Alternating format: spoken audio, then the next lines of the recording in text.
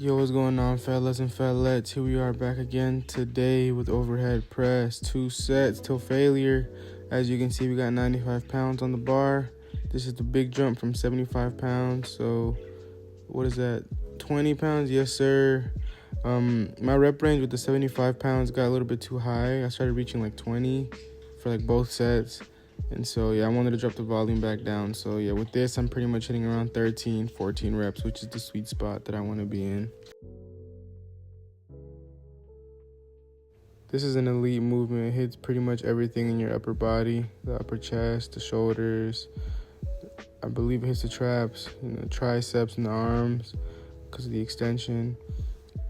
It's a great upper body builder, and you hit a lot of things with this was just that one movement. So, if you were to pick a movement that could be as efficient as possible, it'd be that. Speaking of efficiency, the dips, as people have claimed to call them, they are the upper body. They are the squat of the upper body. You know how the squat builds pretty much everything in your lower body. The dip pretty much helps you build everything in your upper body.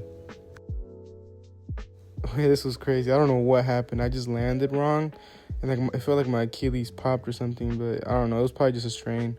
But we got back on the bar or on the handles. Yeah, you want to make sure you get that nice stretch. You want to go as low until you feel that stretch in your pecs, like the upper pec. And honestly, a more easier tell would be when you look at my elbows. Once they reach 90 degrees, that's when you come back up. Up next, we have lateral raises. We have 2 sets, each arm till failure, and we got 15 pounds. Looking at this video, one thing that I'm recognizing, I hate how skinny my legs are. It's just like, I want bigger quads and bigger calves. I feel like growing my upper body and not growing my legs as fast is making me look really weird. But yeah, we got lateral raises. You want to make sure to be slow and controlled. I know mine don't look slow and controlled, but it's just because the video is sped up. But be slow and controlled and really get that mind muscle connection. You want to think that you're lifting with your elbow and not lifting with your hand, because when you put focus into like the hand, you start to feel it more like in like the arm and just in different areas. Whereas when you start to like think your hand as like, you start to look at your hand as like a hook, and you start trying to lift with your elbows and like your side delt, you feel big time burn on the side delt, which is where you're supposed to be feeling it.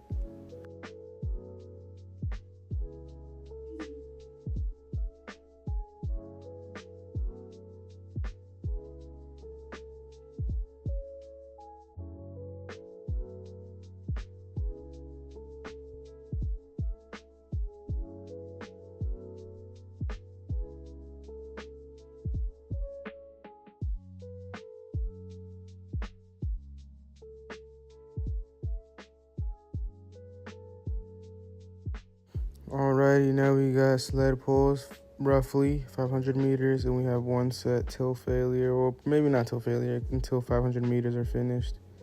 And then I progress this movement based on how I feel after those 500 meters. So some pretty cool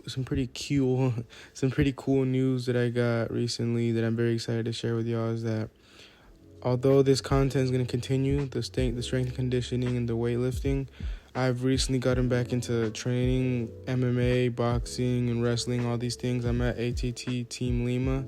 It's a really good gym owned by 2 brothers that were in the UFC. Well, I'm not sure. All I know is Diego was in the UFC. I don't know if Douglas was, but Diego was in the UFC. Really good fighter, and I'm learning from the best pretty much. And honestly, once I start getting the hang of everything and I start going in more often and I start learning the combinations, start learning the techniques in jiu-jitsu and whatnot, I'm going to start posting those on here as well. So you will start getting more MMA content from me as well as weightlifting. So it's kind of like a whole program you can take. And if you don't believe me, you can just know that those exercises are coming from some of the best fighters and trainers in the world. So yeah, very excited to bring that to you guys.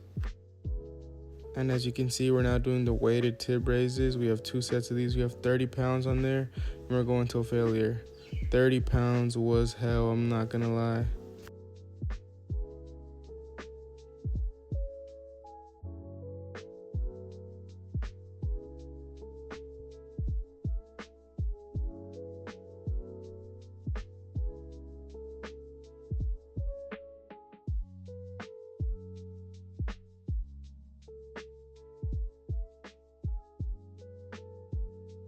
Up next, we have neck extensions. We have 2 sets of these till failure, and we got 25 pounds right on the noggin. You want to make sure you do this movement slow and controlled. You don't want to rush any part of the movement, because that will lead to some injury if you do it incorrectly. So you want to make sure you're doing with a weight that's good and a weight that doesn't feel too heavy, and just a weight that feels safe. You can kind of just tell off rip if it's going to be all right. So yeah, slow and controlled, and just try to focus on using the neck at every point in the movement.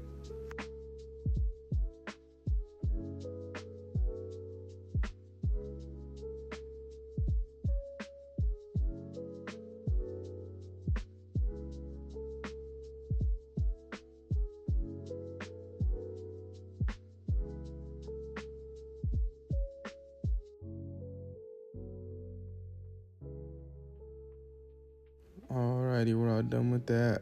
Last but not least, we got the physique check, the moment you've all been waiting for. How are we looking? I'm looking pretty filthy, man. Like I said, my legs look really mid.